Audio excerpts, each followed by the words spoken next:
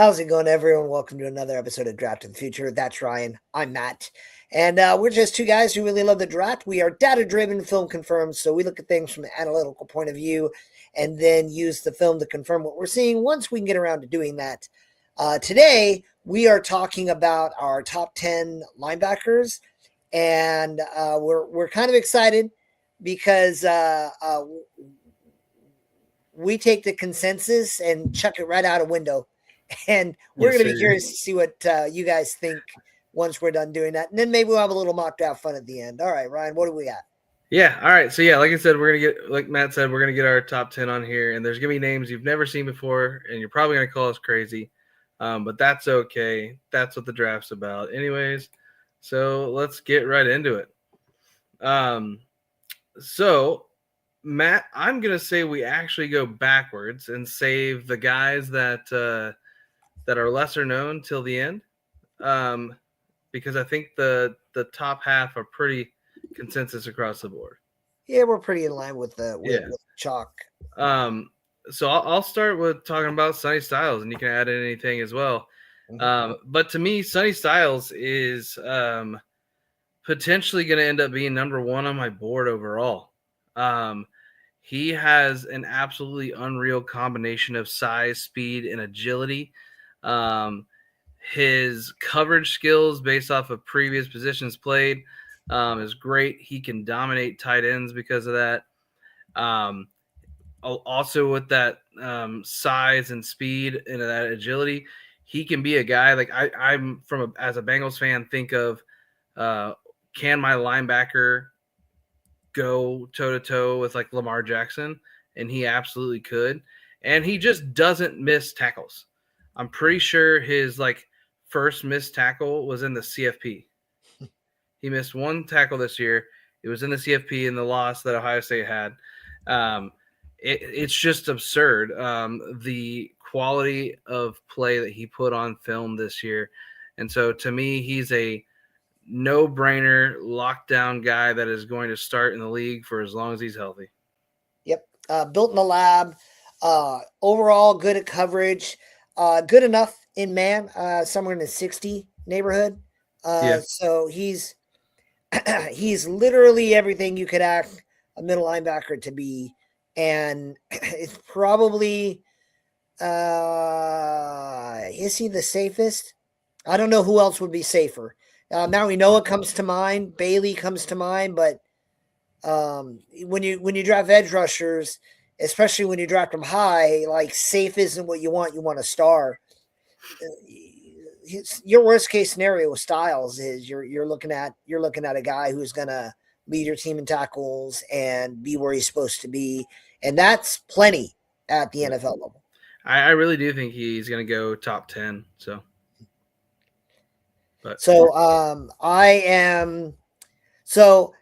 the distinction between Styles and Allen is a matter of what are you looking for out of a linebacker, and if you want to dominate the run game, you want CJ Allen. Yeah, he is. He's not a liability in coverage, but he's below average, just to be fair. Now he's actually, to be fair to him, he's actually better in man coverage than Sonny Styles. He's a little less reliable at tackling, but I kind of think that's because I don't know how many tackles one has. I don't know how many attempts they have at it. So he's not the same physical stature. He's not the same overall coverage wise. Yeah. But you got to remember what you're looking at a person to be. And if I'm in a team and I'm like, I want a linebacker, even look at a couple years ago, come on, there's Fred Warner and a guy who went to Denver. I'm not being coy. I'm just brain farting on his name. Yeah, I don't remember. That combination, you need that all-round, all-world linebacker, and then you need that tone-setting physicality linebacker, and CJ Allen fills that need. Yeah, with one thing that I put there is like watching him play, like you can tell he's got a great mind for football. And I read some reports about him being like a film junkie as well. Um, and so I think with him, he makes up for potentially not bad athleticism, but not like elite athleticism with those things and that football IQ. But yeah, I had pretty much the same notes. And my number 2, Arvell Reese, obviously is not on Matt's board because Matt has him as an edge. I don't know where he's going to play in the NFL, and I think he is a good linebacker as well. So that's where I have him.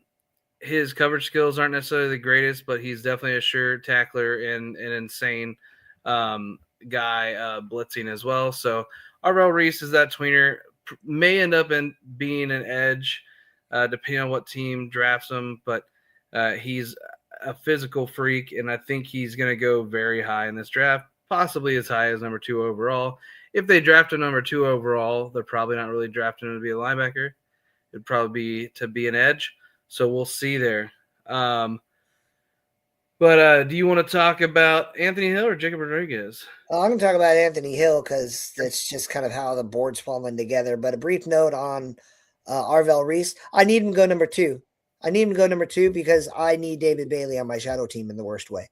So I need that. Anthony Hill Jr. is underappreciated. Yep. So he was a 5-star prospect coming out. He's got all the measurables you want. And it is so unfair. He's better in coverage than any of the other guys we've talked about so far in terms of better against man. He's better in man coverage. He's better at tackling than CJ Allen. He's got more athletic skills. He's going to be one of those guys where he's going to light up the combine and people are like, oh, yeah, I remember that guy. Because everyone watches Texas for other reasons. Yeah. And because Texas kind of underperformed, he gets some shade. But I got to be honest, like Anthony Hill's going to fly at my board, let alone everyone else's, because they're just not looking at him. And the other knock, and this is where you can if you really want to poke a hole in his game, you're probably not getting a lot of edge rushing juice out of him. You're probably not getting a lot of pass rush out of him. Oh no, I'm getting a really good pass defending, run stopping linebacker. Those are great. Like I can't roll with you there. So I have Anthony Hill. Honestly, I have Anthony Hill and Jacob Rodriguez as first round talents. Yeah, so Anthony Hill, the one thing I put, a couple things that you didn't mention that I have is he doesn't, this goes into the pass rushing. He doesn't disengage well from longer offensive linemen. They get their hands on him, and he can't disengage from it at all. And that's where he struggles because of the lack of length, I think. And then I put, he wants to hurt you, which sometimes hurts him. Like he does come flying and hit hard. But that does sometimes lead to like over pursuit and some missed tackles there. But yeah, I actually really like him as a player as well. I'm high on this linebacker class, so I'll talk about Jacob Rodriguez, who we both have very high as well. So Jacob Rodriguez, I think everybody in the college football playoffs saw him, and he was honestly the leader of that Texas Tech defense. He was the guy that kept that energy up for that team. And when I want a linebacker, I want a guy that just is a playmaker. And he's like the epitome of see ball, get ball when it comes to linebacker play. Just an absolute animal when it comes to impact plays. He's like the master of the peanut punch as well. He had 7 forced fumbles, just coming in perfect timing, punching the ball out. I'll be interested to see when his testing comes through to see what kind of athlete he is, because on film he looks like an adequate athlete. He definitely doesn't look like an elite one, but I think he just has really good control of the game and understanding of the game. And this year alone, a sack, 4 interceptions, 7 forced fumbles, 11 tackles for losses. That's an absurd production level for him. And being a leader of that Texas Tech defense, I think he's going to just go right into that same role at the next level. So we'll shift over to, believe it or not, I absolutely have 5 linebackers with first round grades. There you go. And I also affirm that the linebacker is arguably the deepest position in the class, because I don't have a ton of separation in these tiers. We'll get to our bottom 3 here in a little bit, but if someone's like, well, what about this guy? What about that guy? I don't know. Like, you should see my board, because it's like it's sooner or later I get to a gap, and then it's just a wall of linebackers, and I'll be like, I take any one of them on day 3. Yeah, that's something I'm going to do eventually, is just go double check again. How many do I have in my top 100? Because it's probably going to be the position that has the most in the top 100. It's going to be insane. And I'm not lying. I do, in fact, have Jake Golday right now on my big board at number 30. He has the same knock. If you say, oh, well, he can't rush the passer, I'm like, I don't want him to rush the passer. That's what edge rushers are for. I never understand that with linebackers. I that's one of my pet peeves. People are like, oh yeah, he's a linebacker, but he can't rush the edge. I'm all like, then why can't edge runners stop the run? Like, people, it's a team and they have a job. And you're talking about arguably the best run defender we've talked about so far. The only guy who has, only Jacob Rodriguez literally has a better run grade than the people we've discussed so far. Well, one more, but we're talking about elite run defense. Again, really, really good coverage, really, really good man coverage, only an 8.2 missed tackle rate. So all the tools you're looking for, the height, the weight, and I got to be honest, you look at the guy, and I feel like I'm back in 1988 watching the Bears. Like, there is no better physical appearing linebacker than Jake Golday. Like, I would put him on the field just to, like, scare people. So it's this tier. So if you want to break this tier up, you got your linebackers with pass rushing upside. And then you have your linebackers who are pure run stoppers with good coverage skills. And I think highly of them all, and you're going to get one of those 5 guys in round 1 or 2.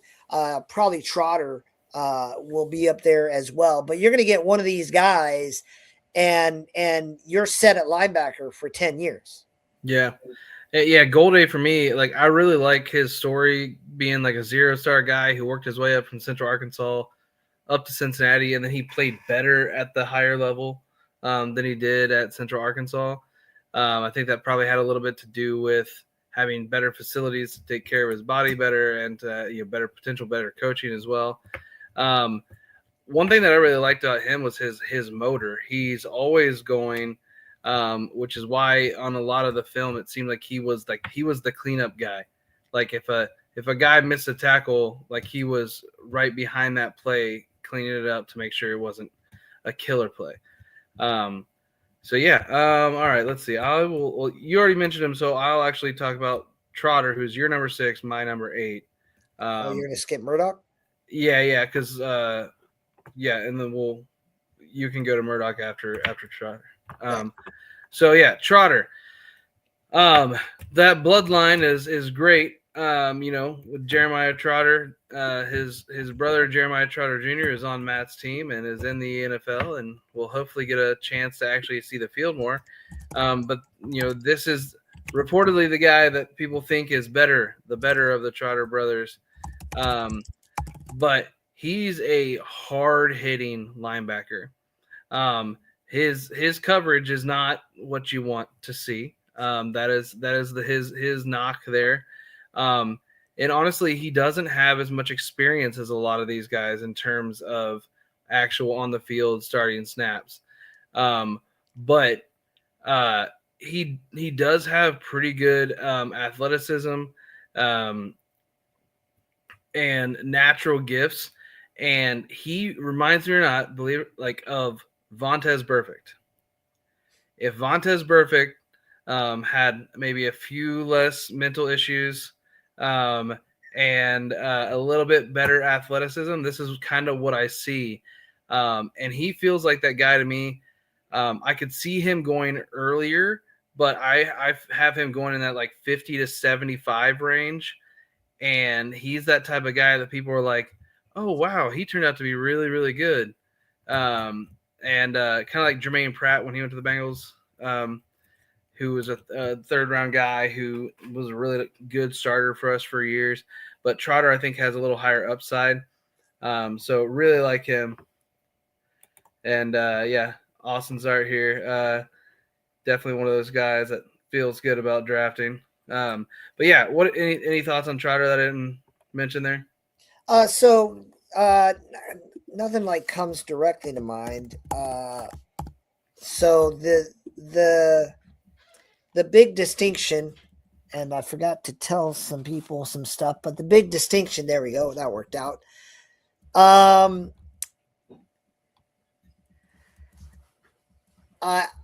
I think Trotter is still kind of coming into his potential. Yeah. The missed I thought he tackles- was going to go back, honestly. I thought he was Yeah. going to go back for another year. I think if he went back, he could have been like a lock at first round, but I think I can't knock him because his like the missed tackles and the coverage. Now, if his coverage isn't going to come together, he can't stay and let that get exposed right away. Yeah. But that's the first thing I want to test. That's the first thing I want to see. If he participates in the combine drills, I want to see how he moves. Because usually when you struggle in coverage, there's a quick twitch motion issue that you have. And that's kind of the question he has to answer. And that'll kind of determine whether he's really going to put it all together. Okay. So I'm moving on to Red. Red, yep. So Red Murdoch is a guy I kind of stumbled upon in the middle of my compilation of who's where. He is the first Buffalo since 2021? Yeah, since 2021 to be invited to the combine. The guy has 10.38 inch hands. Confirmed 6'1", 236. Great in coverage, great in man. You want to know why I have him ranked this low? The real reason? Because the consensus has him in like the 300s. I'm like, yeah, like fine, but he's one of those guys I think the consensus is going to figure out, and he's going to just start flying because I have yet to see other. You can rightfully argue level of competition, sure, but if level of competition is your argument, he should be a 4th round pick at worst. Yeah, I mean you have people calling Emmanuel McGill-Warren in the same conference as a top 15 player. Yeah, I don't understand the hypocrisy of some of the figures. I like that you talked about great use of hand. Like his ability to get off of blocks is wild. When you watch the film, like offensive linemen that are bigger, longer than him will get their hands on him, but he still is able to get.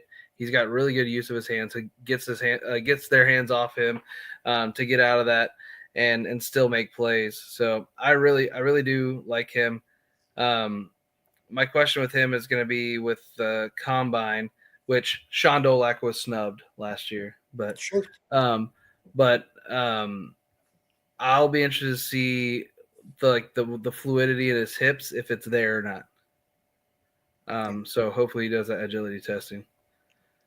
All right, so I've got another guy here, and then I'll let Matt roll off a couple after that. So Kyle Lewis. Kyle Lewis is a guy that I have out of Pitt. He is someone that could play safety. I think I saw another one of the bigger name guys say that he could be safety at the next level. And that's because what Kyle Lewis does is he has elite coverage skills, solid athlete. He's got great ball skills. Like he's will get some interceptions. When it comes to run blocking or run defense as well as rushing the passer, his small size makes him get washed out a lot by blockers. So really, you are drafting him because you're looking for an elite coverage linebacker, and that's really it. But I do think that he's so good at that he's worth a top 10 for me. Any thoughts on him? So the knock on him is his size in terms of both height and weight. Yeah. But I actually have more confidence Kyle Lewis gets to a Pro Bowl than a lot of the guys we're talking about. Yeah. And that's not a knock, because here's where Kyle Lewis is.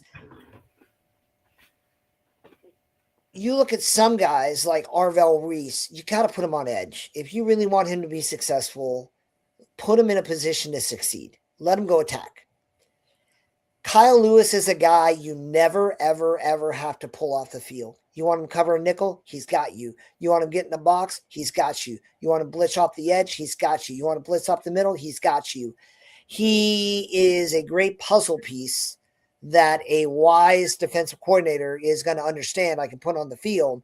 Yeah. They want to put him at safety because then the height and weight aren't on the lower end of the spectrum. But, call him whatever you want. You're going to put him on a field, and he's going to do well for you. The star positions, I haven't been tracking that as a term until the beginning of the season. And that joker on the defense kind of guy, I think Kyle Lewis is designed for that kind of role, and he's already shown that he can perform in that admirably. Yeah. So, is he a safety? Is he a linebacker? I call him a linebacker because if you just play him at safety, you're actually limiting what he can do. Yeah. How far down your board is he? I don't know. Let me check. You want to talk about a guy while I do that real quick? Because I'm going to need a minute. Sure. I'll talk about one of the guys on your list, Caleb Elam-Zor, and then I'll let you wrap up with him. He barely missed my top 10, so I'm pretty high on him. The reason I'm a little lower on him is because he really only had one good year as a starter. So the proof in the pudding is not there in terms of long-term sustained success, in my opinion. But he does a lot of things really well. Maybe not do anything at an elite level. But I honestly think I think he's consensus like 230 something right now. But he feels like a guy that can go around 3 or 4 and be a really nice, like maybe not elite starter, but a solid starter in the league for quite a while. So just to close out, Lewis, I got him at 13, okay. And I have him at the top of that tier of guys. 154 overall is where I have him. But man, I'd be happy if he fell to me. So Elam-Zor is one of those, I call it Y, because 6'2", 233. I was kind of tuning in with what Ryan was saying. The argument is going to be, how athletic is he? That's the question. My response would be enough. Athletic, enough. That is my belief. Because his production is there. His production has been comparable to others, but he is going to have some challenges. He's going to have questions he has to answer that are either going to help him elevate or drop him down the board a bit or two. And he's someone who, if I could advise him, I'm like, you got to do all those drills, because if you're going to get exposed, you're going to get exposed in training camp anyway. And if you really think you got to shine, then that's where you got to do it. Because like a lot of other guys, I have on my board, they're way down there. because they're being challenged for one reason or another. Yeah. You want to talk about Trey Fields, and then we'll both do our number 10? So Trey Fields, by default, what I do throughout the season is I just look at what I call my key metrics, and I look at who's shining in those key metrics. So Trey Fields has been screaming this whole season that he's a dude. He desperately needs to put on weight, and there's nothing he can do about being 6 foot. There's not. So the the fact that he's bulked, undersized in terms of weight is going to hold him down. But he's only below 70 in two metrics, and those are coverage ones. And you can't tell me that you're fine with the guy who can't cover in round one, but suddenly he's in that same ballpark, and you don't like him. And while the grades there are low for coverage, like I watched North Texas games because they just kept performing as a team, and you just look at him and he's just always in the right spot. So yes, he desperately needs to put on, like 10, 15 pounds of muscle, and he needs to show that he has the athleticism in terms of movement speed and movement skills to make up for some of the other I don't even want to say deficiency, because people act like there aren't any 6 foot linebackers, and I've looked at every starter in the NFL. There are like 2 5'11" starting linebackers who are good, solid pieces. So he just needs to bulk up, and he needs to prove that his mobility is at least on par with some of these other guys, and he'll get a shot. Yeah, I'm not too familiar with him, but my one note was that, like, you can't be that small and light and not be good in coverage. Like, that's where I have issues with him. That's why he didn't really pop in my research. But he did, like, metric wise, like, scores pretty decent in my formula. So I'll talk about my number 10. So my number 10 is who I think is one of the most underrated linebackers in this class, Brian Parham. He was a very solid player at San Jose State, and he transferred to Washington in 2024, but ended up redshirting. I don't really know the reason behind that, but then he goes into UConn this year and was an absolute dog, just a huge star. His gap integrity is something that's really strong to me, and his instincts in the run game. And for me, he can. The reason his instincts are so important is because that's where all those tackles for losses came into play. He was also sent on blitzes quite a bit for UConn, and if he is sent on the blitz as a quarterback, you should pray because you're going to be hurt. He absolutely flies when he's coming in on a blitz. So I'll be interested to see his because he's another 5'11" guy. I'll be interested to see his athleticism. That would be my question.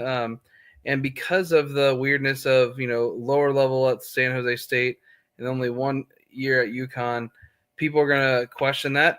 He's being overlooked, in my opinion. But I mean, the guy had 11 sacks, 14 and a half tackles for loss, 2 forced fumbles, and an interception this year. Production was off the charts. And even with only 1 year of doing that, to me, he is someone that you should absolutely keep your eye on. And I hope, like, my fear for him is that he's not going to get a shot to even show that he can be that guy.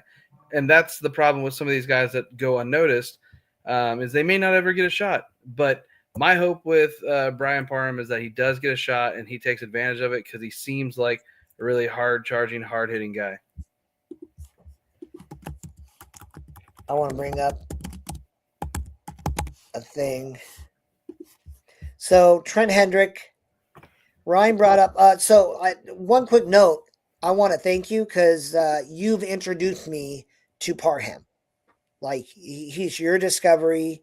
I'm probably going to add him to my top 300. I really hate when good players are buried. Yeah. And I heard a lot. Like I want to devote some time after we get through our top 10 to what I have learned is clearly wrong with the combine. But let's get through this. Hendrick, to Ryan's credit, like, because I'm annoyed. Is he really 6 foot? I don't care if he's 5'11. Like, I don't like the guy is a monster. And when you're looking at when you're looking at someone who is, when you're looking at someone who is performing at the level he's performing at, people want to blame the school. So against Oregon, he had no missed tackles. He had 6 tackles in that game. So Oregon's running up the score left and right. And here's this guy who's still making plays against Oregon. He had a 64 grade in that game, an 83 tackling grade. His run defense was on the lower side, 55.9. And I get it, but like you got to contextualize one data point against another, and you got to know, like, whatever was going on against the run, it wasn't because he was missing any tackles. He had 6 tackles, 2 assists, and he continues in a dominant, he dominated the level he was asked to dominate. And, he's got the bulk that you need at the position. So I want to see the guy get the shot. Give him a real measurement. Get an official measurement in there. I don't care if he's 5'11 or 6 foot. Because I understand it. We got a guy I know Ryan and I are going to be after who's 5'11 next year. We get 2 parts. And it's not the end all be all. There are very few hardline physical traits. So I did that study of every person at every starter at every position for every team. And what I learned is there's no such thing as perfect. There are 5'11 guys. Micah Parsons only has 31.5-inch arms. Is that a crime? Like, not when you're also the most explosive, fastest guy in the field. No, you need long arms to make up for a lack of burst and a lack of speed. But when they're gone around the edge before you get out of your stance, the short arms are suddenly meaningless, which is why Cassius Howell might fly off my board in some areas. So you got to put it all in context. But these small school guys are disrespected during the season. They're disrespected during the playoffs. They're disrespected being the overall thing. And they are given 0 opportunities to ball out. And it's just flat tragedy. And what does it hurt?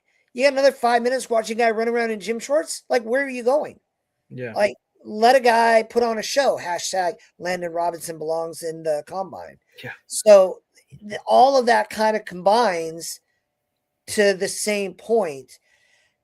They're high producers. They're good enough athletes to get back on Hendrick. You can point at his height all you want. He's actually got more bulk than most. So, like, from like a height weight standpoint, there's no difference. Unless that 1 inch is the end of the world to you. And I'm like, but if that 1 inch is the end of the world, like, why aren't you mad at some of these guys' weight? Yeah. And then I'm back to, like, again, and all of the people I'm talking about are people who I think are good. I think Caleb Lomu is going to be good, but why are you ignoring a tackle who's less than 315 pounds, but you're going to ignore a linebacker who's like maybe 6 feet? And then you're inconsistent in how you apply it. I just want people to align their words to their actions. And I want small school guys. Like, there's a reason they're a small school guy. We get it. But, like, what does it hurt? The bowl games, they only have so many spots. But you get into the combine, like, why not? Like, what are you keeping these HBCU kids out for? These FC Ed kids out? Like, what does it hurt to bring in 350 guys? And if the answer is I don't want to spend that time, there's some scout who's going to look like a genius for looking at one of these guys. And the excuse that I've heard is that it's a logistics thing and a cost thing, and I'm like, offer them to cover their own stuff. Like, to me, in my ideal world, a few years from now, the combine becomes the top guys that we know are going to bow out of a bunch of the testing anyways. Those guys come with the understanding they're not going to test. They are just there to do medicals, to do interviews. And now you have 350 of 350 of the guys from like pick 80 through 400 something. Guys who are going to actually those are the guys that you have come in now that are going to do all the testing to try to get their chance, and they get to get in front of people, because a lot of these guys, it's just they need to be seen to get a shot. And look, if Hendrick comes out there and runs a 5.340, or he turns out to be 5.9, or his hands are like 8 inches, like at least then that's on him. Yeah. But I will never understand inviting 150 guys, and 100 of them, like 90 of them, 60 of them aren't gonna do the drills anyway. And you got all these kids. You're a multi-billion-dollar operation, and in the NIL era, like Ryan's right. Like, tell them, like, hey, you can come compete in the combine, but you gotta get your own travel and your own hotel room. And some of these guys, I'd rent an RV and be like, you can stay in this RV. Like, I'll figure out a way to get Cameron Stewart in here, Trent Hendrick in here, Elam's, or like, let them prove on the field they're not good enough before you summarily dismiss them and never give them a chance to compete. Yeah, the only note I had on Hendrick that you didn't really already talk about was why didn't Cignetti want him at Indiana? That would be my question, because he was at JMU with him. So I'm like, why didn't he go up too? That would be my one question. But all right, so this is a little graphic here. It talks about our top 10s and then the consensus top 10. So I wanted to talk about a little bit of this. So obviously Sonny Styles is the main guy there. And then Golday and Trotter are those guys that are in the middle. The players that neither one of us had in our top 10 were their number 9 and number 10. And that's Deontay Lawson and Torian York. So for me, I'll talk about Torian York real quick. That he measured in pretty short, 5'10", and he does have elite coverage skills. His length is a huge issue that causes him troubles with the physicality of the game. He just doesn't have the length to do a lot of what you want a linebacker to do. Another guy that's like, hey, is he going to be used more as a safety because of his speed and his athleticism? At a bare minimum, because I don't, it's not like I have him way down my board or anything, but at a bare minimum, he's going to be a special teams stud that can be a rotational guy in your lineup right away. But yeah, so that's just why I'm not as high on him. Any thoughts on Deontay Lawson? Yeah, there are. I got to see the rest of his movement. But you look what were some of his deficiencies? I hate using that word. When you compare him to the ideal, there are some areas that don't work out for him. Can he show he has the mobility to get around that? Yeah. Honestly, so I'm much lower on York, but that's because I don't have the answers to the movement mobility questions yet. Lawson, I think I got it number 12 or 11, just above your guy. And he's one of those guys who I think are, they're going to come in there. He's filling a role as a special teams maven, and he's one of those guys who might develop. I hope Trotter Jr. Kind of does that, because then I have more starters on my team and I feel less like firing myself. Yeah. But he has that path. Lawson does. All the things I know to look for right now are there. Let's see how his mobility works. But both of them, I would say, have questions that the tape kind of shows, and they kind of need to show at the combine that they have other things that make up for those areas where some people really want certain baseline numbers. Yeah, for me, like I have about 21 overall for my linebackers, which seems crazy low, but at the same time, my view is the difference between my linebacker 14 and linebacker 21 is almost nothing. And my big issue with him is the dude has 40 missed tackles in the last 3 years. I am right after Kyle Lewis because they're Yeah. like, again, I see a lot of the same things. I he's ranked low right now because of those tiny hands. Mm-hmm. And again, like, it's data driven, film confirmed, but I'm not done accumulating the data. The film I like, but it's not like his film screams the way Yeah. others do. And honestly, like this class, we still there's so many guys that we didn't talk about that we're not going to go into right now because we're going to go to a mock draft real quick. But Aiden Fisher, Mac Harris, Scooby Williams, one of the All-Star game guys. Huh? Did Mac come out? Mac Harris? I thought he did. I thought I took him out because he didn't go out. Oh, we'll double check that. Could be wrong. Jaden Duggar, Bryce Betcher, Eric Gentry, Harold Perkins, Lander Barton, Xavier Sorey, Owen Heineke.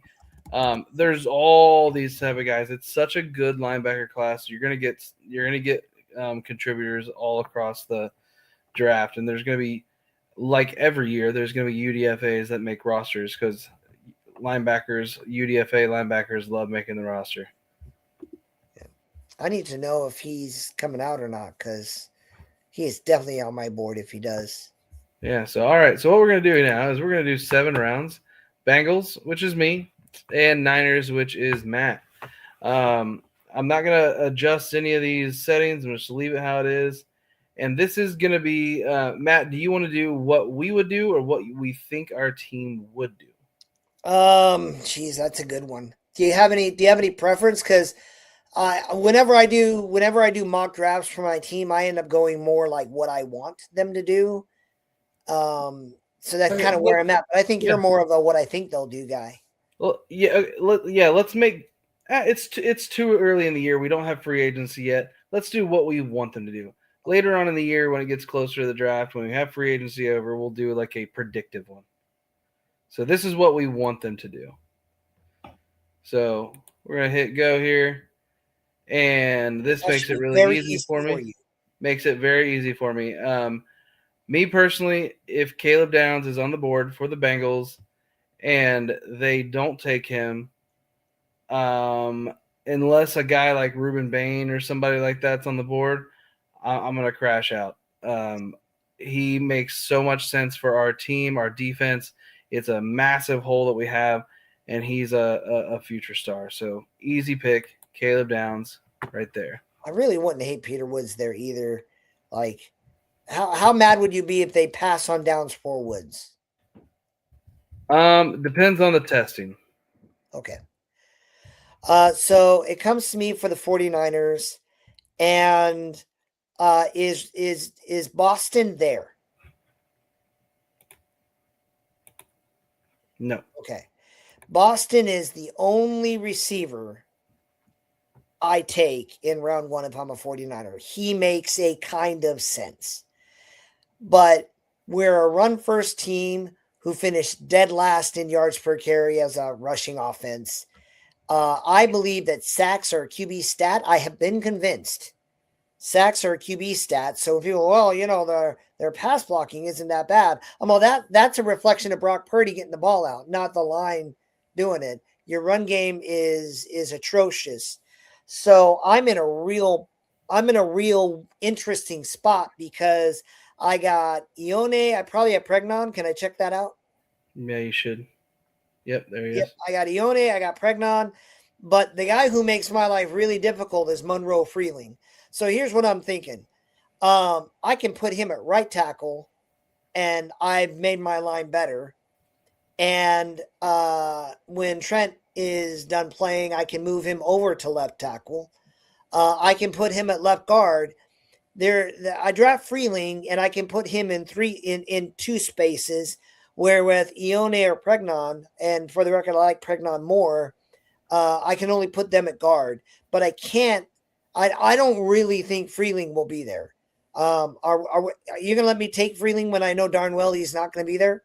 I think that's within his range. I think Okay. he could go anywhere from like 15 to 32. In this situation, I take Freeling because not only is he immediate value, but he's future value. All right. I would be elated if that was a thing. All right. So my Bengals took Caleb Downs. Me? And I don't think they would take Colton Hood as much as I like this him. This is what you would do. Yeah. Mm-hmm. Let's see. What would I do?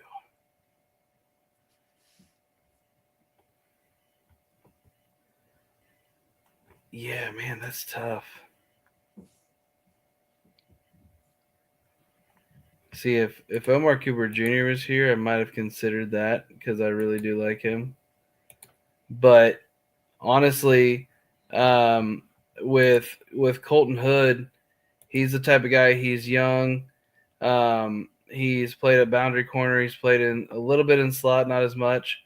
But the Bengals have two really good corners. They may not pay both, and even if they did pay both, you need three in this league anyway. So I'm going to go ahead and take Colton Hood, and my defensive backfield is now a strength.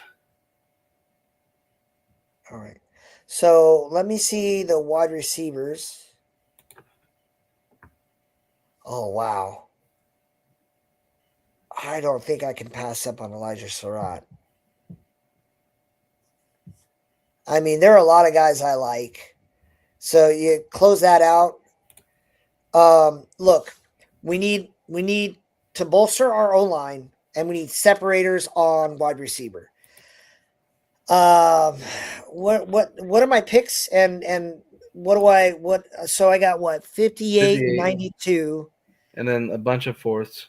And I got Skylar Bell and Jacoby Lane are going to be there, but I don't know that Jacoby Lane can separate. I don't think I can say no to Elijah Surratt.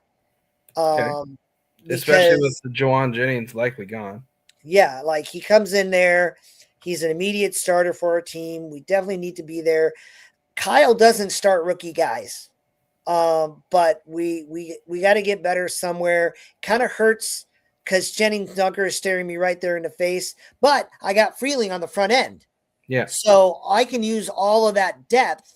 I get one separator, and I'm going to come out of here with other options. But Surratt is definitely a guy who is going to provide options for my team. All right, there we go. All right, so Bengals pick 72. This is where I'm really hoping to find a defensive lineman, but I'm not sure that that's going to be the case with this board. Oh, okay. Jackson. Yeah. See, this would be an interesting thing. This would be a tough decision between Darrell Jackson Jr. and Dani Dennis Sutton. Because I think they're both guys the Bengals would like.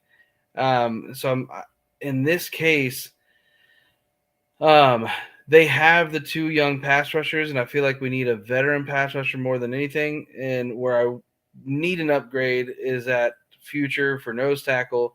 And to me, that's an easy pick with Darrell Jackson Jr. here. I can try to grab a pass rush specialist later on. So that's what I'm going to go with. I say it again. Darrell Jackson is who everyone thinks Caleb Banks is. There we go. All right, pick 92. You're up. Go to interior O-line.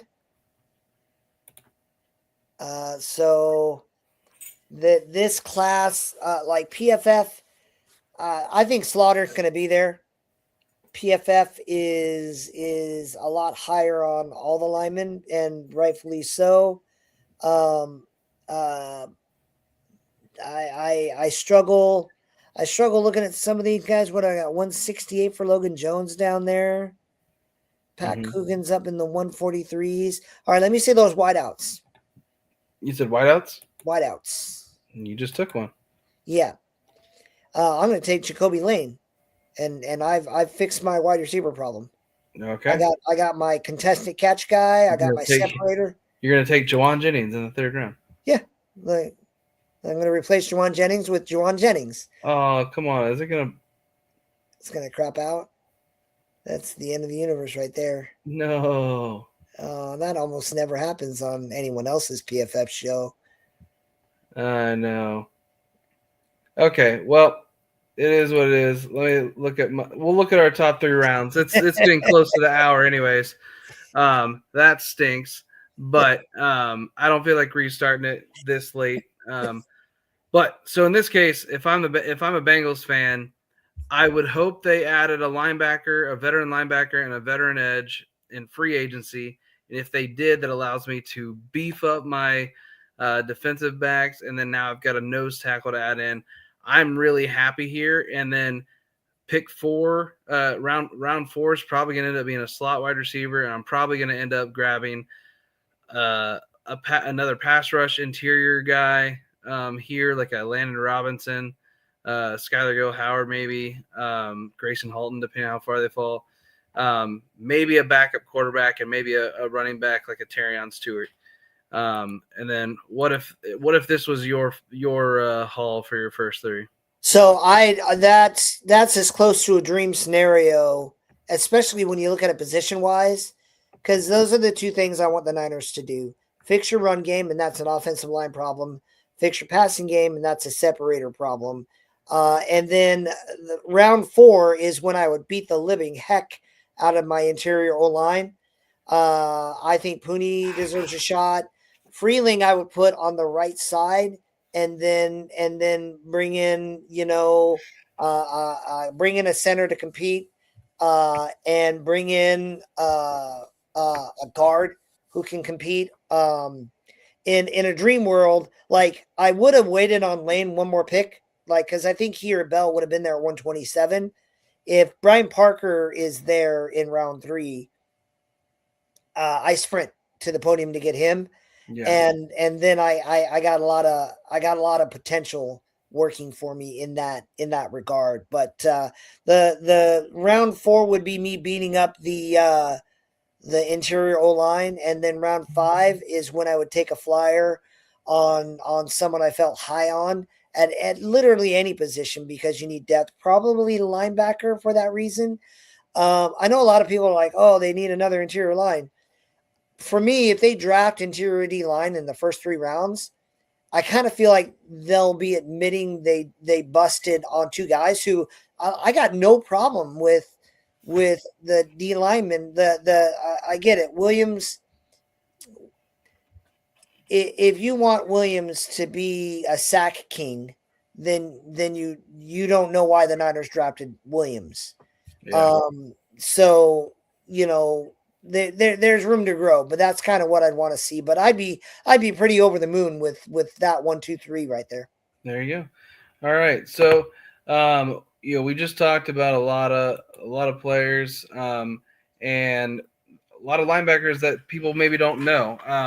So I'll say before I run down about what we got coming up next, go do me a favor, watch guys like Brian Parham, go watch guys like Cameron Stewart, those players that you may not have heard of that we sprinkle in there.